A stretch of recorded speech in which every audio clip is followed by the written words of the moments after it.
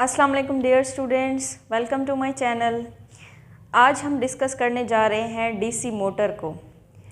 तो ये जो क्वेश्चन है ये लॉन्ग क्वेश्चन के हवाले से बहुत इंपॉर्टेंट है और इसमें से शॉर्ट क्वेश्चन भी आते हैं, कॉन्सेप्चुअल शॉर्ट क्वेश्चन, जैसे डीसी मोटर क्या है या फिर इसका वर्किंग प्रिंसिपल क्या है। तो सबसे पहले हम डीसी मोटर को देखते हैं। डीसी मोटर से पहले मैं आपको बताऊँगी मोटर क्या होती है। स्टूडेंट्स, मोटर जो आपके फैंस में लगी होती है या फिर एयर कूलर्स में लगी होती है, आपने देखा होगा, तो वो क्या करती है कि इलेक्ट्रिकल एनर्जी को मैकेनिकल एनर्जी में कन्वर्ट करती है। मतलब हम उसको जो है इलेक्ट्रिसिटी एज ए इनपुट दे रहे होते हैं और वो हमें एज ए आउटपुट जो है मैकेनिकल एनर्जी दे रही होती है। मैकेनिकल एनर्जी क्या होती है कि जो कि रिलेटेड होती है मूवमेंट से। मतलब कि अगर फ़ैन मूव कर रहा है तो हमें उसके बदले में क्या मिल रही है? हवा मिल रही है। तो ये तो है मोटर। अब डीसी मोटर क्या है कि device which is use to convert electrical energy into mechanical energy. ठीक है, लेकिन इसमें फ़र्क क्या है कि डीसी करंट इसमें यूज़ हो रहा होता है, डायरेक्ट करंट पे ये वर्क करती है, इसलिए हमने इसे डीसी मोटर कहा हुआ है। तो मतलब डीसी मोटर जो है वो इलेक्ट्रिकल एनर्जी को मैकेनिकल एनर्जी में कन्वर्ट करती है, लेकिन इसमें जो हम सोर्स यूज़ करते हैं वो क्या होता है? वो डीसी सोर्स होता है। ठीक है, यानी डायरेक्ट करंट हम यूज़ करते हैं। सो अब हम इसकी कंस्ट्रक्शन की अगर बात करें तो ये जो है एक कॉइल पड़ी हुई है एक एक्सटर्नल मैग्नेटिक फील्ड में। ये एक मैग्नेट है जिसका ये नॉर्थ पोल और ये साउथ पोल है। ठीक, तो इस north pole to south pole ये जो मैग्नेटिक फील्ड लाइंस हैं ये नॉर्थ टू साउथ होती हैं एज यू नो। तो इसके दरमियान में ये एक कॉइल पड़ी हुई है और ये कॉइल अटैच है किसके साथ? स्प्लिट रिंग्स के साथ, और उसके साथ ये लगे हुए हैं कार्बन ब्रशेस, और फिर ये कनेक्टेड है एक सोर्स के साथ, एक बैटरी के साथ, और ये स्विच है। जो इसके दरमियान में ये डॉटेड लाइन है ये इसका एक्सिस है, जिसके एक्सिस में इसने रोटेट करना है। और आपको पता है कि पॉजिटिव टर्मिनल जो है वो हमेशा हाई पोलैरिटी होती है। ठीक है, ये हाई पोटेंशियल होता है। पॉजिटिव टू जब इसको करंट प्रोवाइड करेंगे तो पॉजिटिव टू नेगेटिव जो है करंट इस तरह से फ्लो होगा। तो अब यहाँ पे जो इसकी डायरेक्शन होगी करंट की, यहाँ पे अपवर्ड और यहाँ पे डाउनवर्ड, जिसकी वजह से क्या होगा कि यहाँ पे करंट अपवर्ड है तो यहाँ पे फोर्स जो है वो डाउनवर्ड लगेगी, और यहाँ पे डाउनवर्ड है तो यहाँ फोर्स अपवर्ड लगेगी, जिसकी वजह से यहाँ फोर्स अपवर्ड होने की वजह से ये कॉइल इस तरह से रोटेट करेगी। मतलब इसकी डायरेक्शन इस तरह से होगी। स्टूडेंट्स, पहले बात करते हैं कार्बन ब्रशेस की। ये क्या होते हैं या फिर हमने इनको यहाँ क्यों अटैच किया हुआ है? तो देखें, ये जो है ये वायर यहाँ से आ रही है और इसके साथ ये स्प्रिंग लगा हुआ होता है और यहाँ पे होता है ग्रेफाइट। ठीक है, और ये पूरा एक बॉक्स होता है और उस बॉक्स के अंदर ये पूरा प्रोसेस होता है या ये फिल होता है स्प्रिंग के साथ भी और ये ग्रेफाइट के साथ भी। और ये जो है ये वो स्प्लिट रिंग है जो इसके साथ अटैच है। ठीक है, एक बॉक्स यानी कि जैसे आप देखिए मैच बॉक्स होता है, उसमें से आपने उसको ओपन किया, उसमें से स्टिक निकाली, आपने यूज़ किया और फिर उसको बंद कर दिया, या फिर आप बिस्किट जो है यूज़ करते हैं उसको जब ओपन करें तो उसके अंदर भी एक बास्केट होती है जिसमें बिस्किट्स रखे हुए होते हैं, फिर आपने उसको खाया और फिर उसको बंद कर दिया। इस तरह ये एक बॉक्स होता है जिसके अंदर एक स्प्रिंग लगा हुआ होता है और साथ ही एक ग्रेफाइट जो होता है वो पेंसिल का जो सिक्का है वो भी ग्रेफाइट है। ठीक है, तो इसका क्या काम होता है कि ये जो है इस स्प्लिट रिंग के साथ अटैच हुआ होता है, मतलब इसके साथ इस तरह से जुड़ा हुआ होता है। किस तरह से कि ये जो है इसको डिस्कनेक्ट होने से बचाता है। मतलब कि जैसे ये कॉइल जो है ये कॉइल रोटेट करेगी ना, तो ये जो स्प्लिट रिंग्स हैं ये भी रोटेट करेंगी। ठीक है, इस तरह से ये जब रोटेट करेंगी, सपोज के ये जो है ना ये कार्बन ब्रशेस इस तरह से स्प्लिट रिंग के साथ अटैच है। ठीक है, अब ये जब कॉइल इस तरह से रोटेट करेगी तो ये इसको डिस्कनेक्ट नहीं होने देता। ठीक है, ग्रेफाइट और ये जो स्प्रिंग है इसको पुश करके रखता है इस ग्रेफाइट को किसके साथ? इस स्प्लिट रिंग के साथ, कि जब ये मूव करे इस तरह से तो ये डिस्कनेक्ट ना हो और कॉन्टिन्यूसली इसको सप्लाई मिलती रहे किसकी? करंट की। ठीक है, जब ये इसके साथ कनेक्ट रहेगा, इसको अपने साथ जोड़ के रखेगा स्प्लिट रिंग को यहाँ से भी और यहाँ से भी, तो ये जब कॉइल रोटेट करेगी इस तरह से रोटेट करेगी तो ये डिस्कनेक्ट नहीं होता। मतलब इसका कनेक्शन जो है वो ख़राब नहीं होता और फिर कंटिन्यूसली इसको सप्लाई मिलती रहती है। तो अब हम बात करते हैं इसके वर्किंग प्रिंसिपल की। तो स्टूडेंट्स, हमने प्रीवियस लेसन में ये पढ़ा था कि एक कंडक्टर में से जब करंट पास होता है तो उसके अराउंड जो है एक मैग्नेटिक फील्ड प्रोड्यूस हो जाता है। फिर हमने ये पढ़ा कि अगर हम उसी करंट कैरिंग कंडक्टर को, जिसके अराउंड मैग्नेटिक फील्ड है ड्यू टू करंट, अगर उसको हम एक एक्सटर्नल मैग्नेटिक फील्ड के दरमियान में रख देते हैं, ठीक है, तो क्या होता है कि वो एक फोर्स फील करता है। फिर हमने ये देखा था कि उस फोर्स के रिजल्ट में उस कॉइल के ऊपर एक टॉर्क प्रोड्यूस होता है।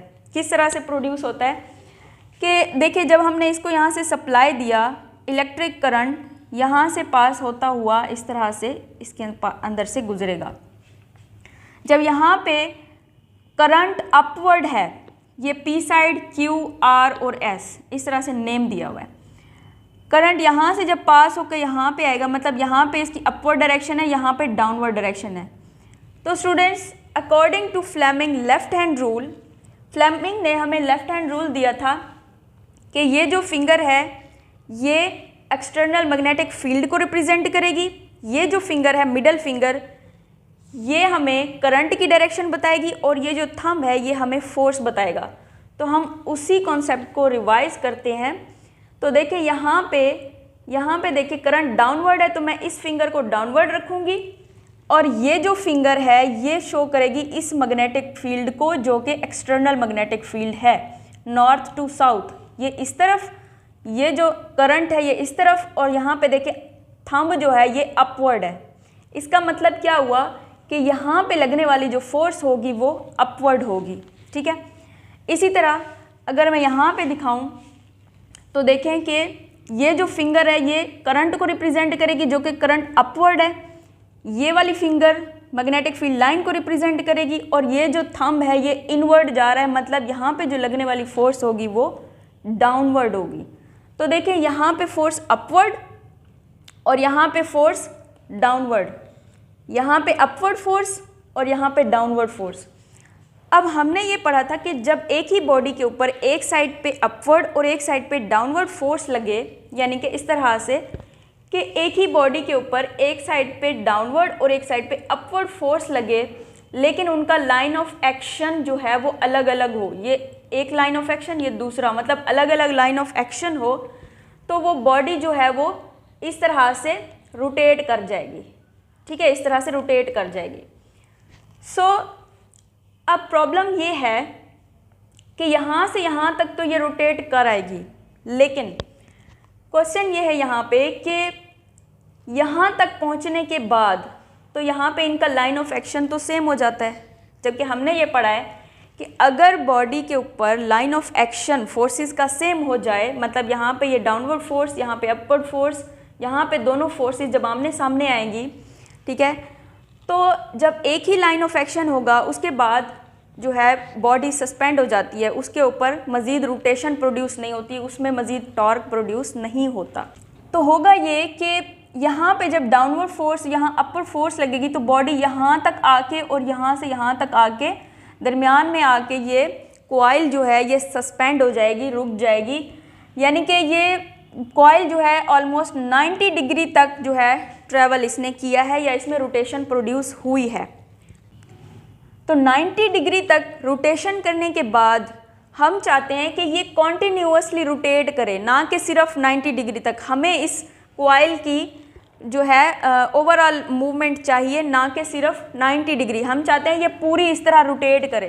तो उसके लिए हमने क्या करना है, उसके लिए ये देखा गया कि अगर हम इस करंट की डायरेक्शन को रिवर्स कर दें तो जो है ये कॉइल कॉन्टिन्यूसली मूव करेगी। तो अब स्टूडेंट्स यहाँ पे एक क्वेश्चन है, देखें कि अगर हम यहाँ पे जैसे जो है कॉइल में करंट की डायरेक्शन अपवर्ड है और यहाँ पे डाउनवर्ड है, तो फोर्स यहाँ पे डाउनवर्ड और यहाँ पे अपवर्ड होगी, तो मतलब कॉइल जो है वो इस तरह से रोटेट कर जाएगी।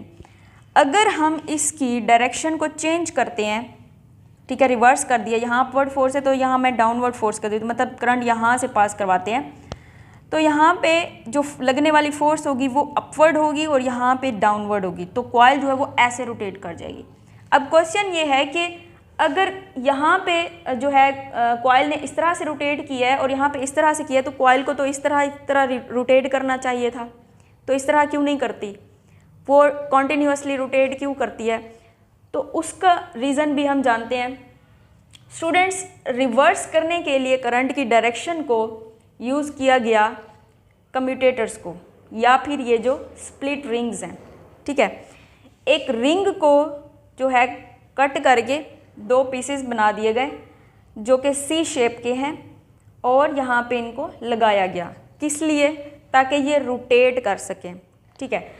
अब रोटेट करवाने के लिए देखें, यहाँ पे मैंने एक डायग्राम बनाई है, ये है, ये दोनों जो है स्प्लिट रिंग्स या फिर कम्यूटेटर को लगा दिया गया, ये पॉजिटिव टर्मिनल और ये नेगेटिव, यहाँ से ये पॉजिटिव और ये नेगेटिव, इसी को ही कंसीडर करें, ठीक है। ये चीज़ चेंज नहीं होगी, पॉजिटिव और नेगेटिव, ये हाई पोटेंशियल और लो पोटेंशियल ऐसे ही रहेगा, ओके। तो देखें कि करंट यहाँ से पास होता हुआ, अब आपने इस साइड को देखना है PQRS, क्योंकि ये जो साइड्स हैं ना, पैरेलल साइड्स, इनमें से जो है इनके ऊपर फोर्स नहीं लगती, हमने पढ़ा था पैरेलल साइड्स के ऊपर ही फोर्स लगती है, इसलिए हम इन दोनों साइड्स को ही डिस्कस करते हैं। सो PQ और RS को आपने देखना है। अब करंट यहाँ से पास होता हुआ, मतलब डायरेक्शन यहाँ अपवर्ड है ना, यहाँ से पास हो रहा है, तो यहाँ से यूँ आएगा। अब स्टूडेंट्स, जब हम इसकी डायरेक्शन को रिवर्स करते हैं तो किस तरह से करते हैं? आप देखें कि जब कॉइल में यहाँ से करंट पास हुआ, उसके बाद कॉइल में टर्न प्रोड्यूस होगा, ठीक है। टर्न किस तरह से प्रोड्यूस हुआ कि यहाँ पे लग रही थी डाउनवर्ड फोर्स क्योंकि करंट अपवर्ड जा रहा है, और यहाँ पे लग रही थी अपवर्ड फोर्स क्योंकि करंट डाउनवर्ड जा रहा है, ठीक है। यहाँ पे डाउनवर्ड फोर्स, यहाँ पे अपवर्ड फोर्स, तो कॉइल यहाँ से यू रोटेट करेगी, ठीक है। मतलब ये वाली जो साइड है, P और Q वाली जो साइड है, ये टर्न करके यहाँ पे आ जाएगी, और ये वाली जो साइड है ये यहाँ चली जाएगी। बात समझ आई है? जैसे ही कॉइल ने रोटेट किया, क्योंकि यहाँ डाउनवर्ड फोर्स लग रही है ना, मतलब कॉइल इस तरह से है, यहाँ पे अपवर्ड फोर्स लग रही है, तो अपवर्ड फोर्स यहाँ लग रही है, तो कॉइल यूँ रोटेट कर जाएगी और फिर यूँ हो जाएगी, ठीक है। पहले यूँ थी ना, यहाँ अपवर्ड फोर्स लगी, यहाँ पे लग रही है डाउनवर्ड, इस फोर्स ने इसको यूँ पुश किया और इसने अपवर्ड, तो ये इस तरह से हो जाएगी। मतलब जो ये वाली साइड है PQ वाली और ये RS वाली, PQ वाली जो है वो यहाँ आ जाएगी इस तरह से, ये है PQ और ये है RS। बात समझ आई है? अब PQ वाली साइड यहाँ आ गई, RS वाली यहाँ आ गई। पहले क्या था? RS यहाँ था और P यहाँ था। तो देखें यहाँ पे अपवर्ड करंट गुजर रहा है। अब यहाँ पे ये जो स्प्लिट रिंग्स हैं ये भी चेंज हो जाएंगे। इसका ये वाला साइड जो है इसकी वो यहाँ आ जाएगी और ये वाली साइड जो है वो यहाँ आ जाएगी। इसने रोटेट करके स्प्लिट रिंग ने इसको चेंज कर दिया। अब देखें करंट भी चेंज होगा और साथ ही साथ इस कॉइल की जो है लोकेशन भी चेंज हो गई, ठीक है। तो देखें कि पॉजिटिव वही रहेगा, नेगेटिव भी वही रहेगा। ये जो स्प्लिट रिंग्स हैं ये आपस में चेंज हो गए क्योंकि ये वाली साइड्स चेंज हो गई हैं। पहले यहाँ पे PQ था, अब यहाँ पे RS है। पहले यहाँ RS था, अब यहाँ पे PQ है। तो स्टूडेंट्स यहाँ पे देखें कि P और Q में करंट डाउनवर्ड फॉल कर रहा है, ठीक है, इसमें से डाउनवर्ड गुजर रहा है। लेकिन जब इसने अपनी साइड वहाँ चेंज की है, ठीक है, साइड अपनी यहाँ चेंज की है, यहाँ से यहाँ आया है, तो देखें कि यहाँ पे डाउनवर्ड अगर करंट पास हो रहा था तो यहाँ पे करंट अपवर्ड जा रहा है, ठीक है, क्योंकि यहाँ पॉजिटिव टर्मिनल है ना, तो यहाँ करंट अपवर्ड जाएगा। यहाँ पे देखें R और S में यहाँ पे अपवर्ड करंट गुजर रहा है, लेकिन जब इसने साइड चेंज की है तो यहाँ डाउनवर्ड गुजरेगा। तो देखें कि अब यहाँ पे करंट की डायरेक्शन भी चेंज हुई है और साथ ही साथ कॉइल की लोकेशन भी चेंज हुई है, ठीक है। कॉइल ने अपनी लोकेशन चेंज कर ली, करंट की डायरेक्शन भी चेंज हो गई, तो फोर्स जो है वो भी लग रही है ना, वो भी तो चेंज हुई है। फोर्स यहाँ पे अपवर्ड लग रही है, ठीक है, Q और P में। यहाँ पे देखें तो यहाँ पे डाउनवर्ड लगेगी, ठीक है, यहाँ पे फोर्स लगेगी डाउनवर्ड, यहाँ पे लगेगी अपवर्ड, ठीक है। जैसे यहाँ पे डाउनवर्ड फोर्स लग रही है, यहाँ भी डाउनवर्ड फोर्स लगेगी, क्योंकि यहाँ पे करंट अपवर्ड था ना, तो यहाँ भी करंट अपवर्ड है, तो यहाँ भी फोर्स जो है वो डाउनवर्ड लगेगी। अब देखें कि इन दोनों केसेस में करंट भी चेंज हुआ, मतलब करंट रिवर्स हुआ है, कॉइल की लोकेशन चेंज हुई है और जो लगने वाली फोर्सेस हैं वो भी चेंज हुई हैं। लेकिन अगर हम ओवरऑल देखें तो क्या हुआ है कि यहाँ भी डाउनवर्ड फोर्स लग रही है, यहाँ भी डाउनवर्ड फोर्स लग रही है, यहाँ भी अपवर्ड फोर्स है और यहाँ भी अपवर्ड फोर्स है। ठीक है, यानी कि ओवरऑल जो फोर्स की डायरेक्शन है वो सेम रही है, यहाँ भी डाउनवर्ड और यहाँ भी डाउनवर्ड, ओवरऑल सेम रही है। ठीक है, यहाँ पे अगर देखा जाए तो करंट जो था वो S से P की तरफ था। ठीक है, इस तरह से। और अगर यहाँ देखें तो यहाँ पे P से S की तरफ, ठीक है, P से S की तरफ, क्योंकि इस टर्न की वजह से यहाँ पे जो पॉजिटिव टू नेगेटिव करंट ने फ्लो किया है या डाउनवर्ड और अपवर्ड फोर्स लगी है, उसने क्या किया है, इस कॉइल को रोटेट करवा दिया है। जब इस टर्न ने कॉइल को 90 डिग्री तक मूव करवाया तो जो नेक्स्ट टर्न होगा वो भी उसको मज़ीद 90 डिग्री तक इस तरह से मूव करवाएगा और फिर कॉइल जो है वो कॉन्टिन्यूसली मूव करना स्टार्ट कर देगी, क्योंकि यहाँ भी अपवर्ड फोर्स थी और यहाँ डाउनवर्ड फोर्स, और यहाँ भी अपवर्ड और यहाँ भी डाउनवर्ड, क्योंकि कॉइल की अपनी लोकेशन चेंज हुई है। ठीक है, इसके ये कम्यूटेटर भी चेंज हुए हैं, लेकिन यहाँ पे पोटेंशियल तो वही है। ठीक है, पोटेंशियल दोनों में वही है, इसलिए जब कॉइल रोटेट करके ये वाली साइड जब यहाँ आएगी, PQ वाली जब जो है कॉइल साइड यहाँ आएगी तो यहाँ भी अपवर्ड करंट पास होगा, और जब RS वाली साइड यहाँ आएगी तो यहाँ डाउनवर्ड करंट पास होगा। देखिए यहाँ पे अपवर्ड करंट था लेकिन यहाँ पे डाउनवर्ड है, यहाँ पे डाउनवर्ड था तो यहाँ अपवर्ड है, तो देखिए करंट रिवर्स हो गया ना। जब करंट रिवर्स होगा कॉइल की लोकेशन चेंज होगी, उसी के साथ ही क्या हुआ कि फोर्स भी जो उस पर लग रही थी, यहाँ पे फोर्स जो लग रही थी वो डाउनवर्ड लग रही थी R और S के केस में, यहाँ पे R और S के केस में देखें अपवर्ड लग रही है, यहाँ पे PQ में डाउनवर्ड फोर्स लग रही है, यहाँ पे PQ में अपवर्ड लग रही है, यहाँ पे QP में डाउनवर्ड लग रही है। तो मतलब कि फोर्स भी चेंज हुई है, करंट भी चेंज हुआ है, रिवर्स हुआ है, कॉइल की लोकेशन भी चेंज हुई है, और ओवरऑल जो हमारे पास फोर्स लगी है यहाँ भी डाउनवर्ड यहाँ भी डाउनवर्ड। तो इसका मतलब ये हुआ कि अगर एक साइड पे वो उसको 90 डिग्री पे जो है रोटेट करवाते तो दूसरे टर्न में भी उसको 90 डिग्री तक ही कवर करवाएगा, यानी फोर्स जो है वो सेम रहेगी, फोर्स जो है वो ओवरऑल सेम रहेगी। सो इस वजह से जो है इसका आंसर भी यही है जो हमने बात की थी, क्योंकि हम कम्यूटेटर या स्प्लिट रिंग्स यूज़ करते हैं जिसकी वजह से क्या होता है वो उसकी साइड ही चेंज कर देती हैं, लेकिन साइड चेंज करने से फोर्स जो है वो उलट नहीं हो जाती, बल्कि फोर्स वही रहती है, सेम रहती है। साइड चेंज हो जाती है लेकिन उसकी फोर्स सेम रहती है। सो ये बेसिक प्रिंसिपल है डीसी मोटर का। तो इस तरह से एक एक्सटर्नल मैग्नेटिक फील्ड के अंदर रखी हुई जो कॉइल है वो रोटेट करना स्टार्ट कर देती है। कॉइल क्या होती है कि अगर हम एक कंडक्टर को जो है टर्न दे के उसको लूप बना लें तो इस तरह के बहुत सारे लूप्स जो है वो मिलके एक कॉइल बनाते हैं। सो यहाँ पे हमने सिर्फ एक सिंगल लूप लिया है समझने के लिए। सो अब हम बात करते हैं स्टूडेंट्स फैक्टर्स अफेक्टिंग फोर्स, यानी फोर्स जो है वो किन फैक्टर्स पे डिपेंड करती है। तो सबसे पहला जो फैक्टर है वो है number of the turns of coil. जो कॉइल हमने ली है उसमें नंबर ऑफ टर्न्स ज़्यादा हों तब ही जो है उसमें से फोर्स ज़्यादा उसमें प्रोड्यूस होगी। जितने नंबर ऑफ टर्न्स ज़्यादा होंगे, जितनी कॉइल ज़्यादा होगी, उतना ही उसमें फोर्स ज़्यादा प्रोड्यूस होगी। नंबर सेकंड जो है current in the coil, coil में जो हम करंट सप्लाई कर रहे हैं वो ज़्यादा होना चाहिए तभी हमें ज़्यादा फोर्स मिलेगी। अगर करंट कम होगा तो हमें फोर्स भी कम मिलेगी। इसी तरह strength of the magnetic field, जो मैग्नेटिक फील्ड हमने यहाँ पे दिया हुआ है एक्सटर्नल मैग्नेट का, वो बहुत ज़्यादा स्ट्रॉन्ग होना चाहिए मैग्नेटिक फील्ड, तभी हमें फोर्स जो है वो ज़्यादा मिलेगी। अगर मैग्नेटिक फील्ड ही वीक होगा तो फोर्स हमें ज़्यादा नहीं मिलेगी। Increasing area of the coil, जो कॉइल का अपना एरिया है वो ग्रेटर होना चाहिए तभी हमें जो है ज़्यादा फोर्स फील होगी। अगर एरिया कम होगा तो फोर्स भी कम फील होगी। So thank you students for watching my video. Thank you so much.